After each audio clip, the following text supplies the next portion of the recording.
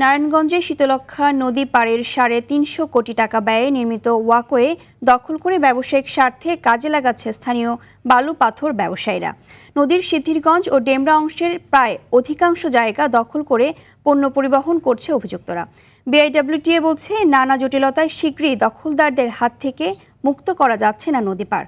নারায়ণগঞ্জ উত্তর প্রতিনিধি মোহাম্মদ শাহাদাত হোসেন স্বপনের পাঠানো তথ্যচিত্রে আরও জানাচ্ছেন আব্দুল হামিদ।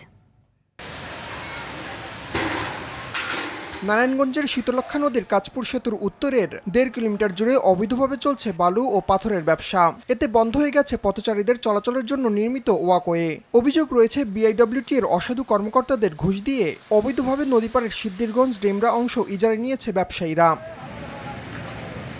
শুধু ওয়াকওয়ে নয়, দখলে বিপন্ন হওয়ার পথে নদীপাড়ের সরকারের বনায়ন করার প্রজেক্টও। তবে সব অভিযোগ অস্বীকার করছে অভিযুক্তরা। জেনুইনলি একটা ইজারাদারের মাধ্যমে আমরা ব্যবসা করে যাচ্ছি এবং করছি। যারা অবৈধ আছে, আমি তো আর জানি না অবৈধ আছে কিনা, কিভাবে চালাইতেছে এটা আমরা জানি না। যখন যে আসে যার মাধ্যমে ওইভাবে চলে, এটা হইলো কথা। আমার ১-১.৫ বছর হবে ব্যবসার, আমি এটা জানা নাই যে ওয়াকওয়ে ছিল কিনা। হাঁটার জায়গা দখল হওয়ায় ক্ষুব্ধ স্থানীয়রা।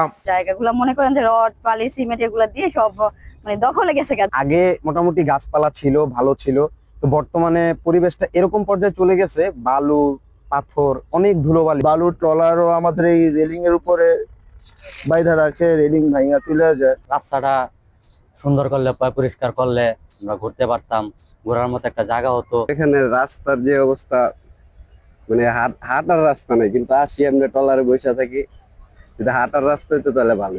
দখলের কারণ হিসেবে বিআইডব্লিউটি-এর যুগ্ম পরিচালক দায়ী করেন ২৪-এর গণঅভ্যুত্থান পরবর্তী প্রেক্ষাপটকে। তবে গত ২ বছরেও কেন অভিযান চালানো হয়নি সে প্রশ্নের জবাবে অচিরেই অভিযান শুরুর আশ্বাস দেন তিনি। ৫ই আগস্ট পরবর্তী কিন্তু আপনার সরকারের ধরেন প্রেক্ষাপটের অস্থিতিশীল অবস্থার কারণে আমরা কিন্তু উচিত কার্যক্রম গ্রহণ করতে পারিনি। শীতলক্ষ্যা নদীর তীরবর্তী যে সমস্ত অবৈধ স্থাপনা আছে, আমরা চিহ্নিত করা আছে এবং তালিকা করা আছে, সেই অনুযায়ী আমরা ব্যবস্থা গ্রহণ করি। শুধু আশ্বাস নয়, ওয়াকওয়ে দখল মুক্ত করতে দৃশ্যমান পদক্ষেপ দেখতে চায় এলাকাবাসী। আব্দুল হামিদ, RTV।